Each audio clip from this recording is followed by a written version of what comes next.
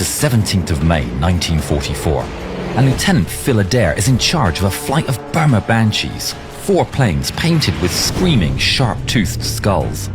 Today, their mission is to bomb Japanese ground targets. Adair grips the control stick and turns the nose of his aircraft towards the dense, sprawling canopy of the Burma jungle.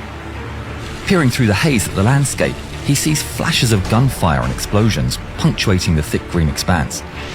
American-trained Chinese forces are in a desperate battle against the Japanese army. Sweat drips down Adair's back as he and the other Banshees line up their attack.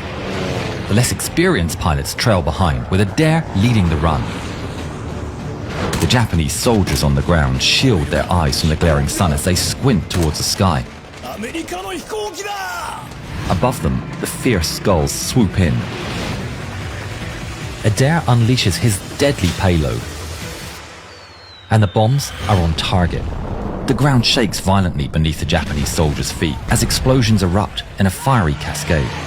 As Adair pulls up and his nose is pointing at around 45 degrees, he looks up and sees Japanese planes.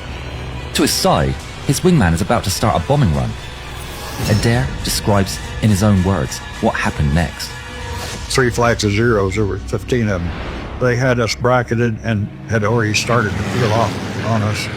They weren't coming after me, they were coming after my wingman and the other 2 guys, so I yelled at them. Bandits, 11 o'clock high. Adair is an experienced pilot, but his wingman, O'Connor, who Adair affectionately called Little Okie, doesn't have the benefit of Adair's experience. I called him and I said, "Little Okie, make sure you've got your tanks and your bombs off." Turn right into the clouds to get away from the Zeros. O'Connor immediately drops his bombs, but his tank is stuck. 4 enemy planes are already closing in on him. He enters a hard turn to evade the incoming Japanese fighters. Adair sees all 5 planes disappear into a cloud bank. The remaining Japanese fighters fan out and lock on to the remaining Americans. But Adair is already coming to the rescue of his wingman. He accelerates and turns into the cloud bank to follow O'Connor. But when he comes out the other side, there's no sign of Little Okie. Adair describes the scene. When I came out into the open again, I was looking to see if I could spot any P-40s, and I didn't, but I spotted a flight of 4 Zeros on the other side of this open clearing, and they were heading towards me, so I headed towards them. Adair gets the leader in his sights, waits, and fires. Tracers snake out towards the Japanese, but before they're in range, the Japanese fighters pull away. Adair flies into cloud to evade further pursuit, but when he emerges into clear skies once again, there are Japanese fighters still around. Another flight of 4 aircraft comes into view. I did the same thing with them. I headed towards them, and the first 3, they all broke to the left before they got in range. But the number 4 man didn't do that. He kept coming. So I waited until I was sure that he was in range, and the instant I squeezed the trigger, his airplane just disintegrated. I must have hit him dead center because the airplane just flew apart. With 1 plane down, Adair quickly maneuvers back into the cloud bank. I could see an airplane that had spotted me and headed towards me. And I headed towards him, and he kept coming and coming. When he got looking pretty big in my sights, I figured, well, he's well within range now, so I squeezed the trigger and I was shooting at him, and he was shooting at me. I couldn't see the bullets, but I knew what he was doing. I could see tracers. And all of a sudden, the canopy got so big in my gun sight that I knew he was real close. And he went right over the top of my airplane, and when he did, he was close enough that I could both hear and feel this whomp as he went by. As he went by, I rolled over and started to get down to a lower level, and as I did, when I was upside down, I could see a Zero that was painted a bright green on the top, shiny as could be. Whoa, that's cool. So after he went by, I looked and there was a Zero come from the other direction down lower than me. Using the advantage of altitude, Adair turns the plane and expertly swings in towards the rear of the Japanese fighter.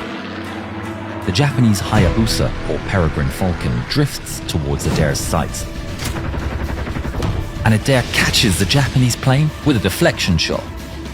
The wing disintegrates and the fuselage rolls over, plummeting towards the rocks below. So I knew that that was two that I had shot down there, and I had shot at several others, and no idea whether I'd hit them or not. Adair is now on his own and in the open. At this stage, he's pretty shot up and fuel is running low. He needs to get back to base. Turning to the north and home, he's horrified to see 5 more Japanese planes. Outnumbered and without an altitude advantage, all Adair can do is turn and run. The stick trembles in Adair's hand as he guides his wounded P-40 to the south. Oh, man. The Japanese planes catch up fast. Their tracers are streaking past Adair's cockpit in deadly arcs. He throws his P-40 into a last resort defensive maneuver, pulling hard on the controls until the plane shudders around him. The world becomes a blur of metal and sky as he twists and rises through the air, desperately trying to shake off his pursuers. Japanese fighters slash through his field of vision again and again, their guns spitting tracers and lead. Then, through all the chaos, he spots what could be salvation, albeit laced with danger. It's a thick bank of clouds with a massive rock formation jutting through its surface. Despite the extreme danger, Adair, outnumbered and shot up, weighs his options and dives towards the cover below. He manages somehow to get into the clouds. With skill and some luck, he misses the rock, and when he emerges on the other side, he heads back north into the clear skies. Bamboo 2, come in. O'Connor, do you copy? I circled a little bit calling my flight. Nobody around, so I thought I had, for the first time, lost all of my flight. I was the only one left. I didn't feel too good about this sieve. A cold numbness spreads through him as he turns his battered fighter towards Nagaguli. He scans the horizon, searching for any sign of his missing friends. Through the haze, a familiar red-nosed P-40 appears. Adair is ecstatic to see it's O'Connor limping across the sky. Adair flies up to survey O'Connor's crippled aircraft. His plane's belly tank is still attached, but the fuselage is peppered with punctures. A ragged hole gapes where a 20mm shell is torn through the canopy, and O'Connor slumps in the cockpit, blood soaking his flight suit. Through a red mist, O'Connor sees Adair's plane and sits up and gestures at his dead instruments. But there's no smoke coming from the engine, nor any fluid streaking the metal skin. They bank north towards Nagaguli, 2 survivors in an otherwise empty sky. The radio crackles and a weak voice breaks through the static. Bamboo Leader, this is Bamboo 3. Do you read? It's Tom Rogers. He tells Adair that he's circling above Sadia in his P-40, too unsure of the state of his aircraft to attempt a landing alone. Adair looks across O'Connor's wounded plane, knowing the diversion is going to cost some precious fuel. But he can't leave a friend stranded, and the 2 Banshees set off towards Rogers. Banking towards Sadia, they spot Rogers' battered P-40, its wings and fuselage bearing the bullet holes that mark all 3 aircraft. As they draw closer, Adair's trained eye catches the telltale sag of Rogers' landing gear. Both of his tires are completely flat.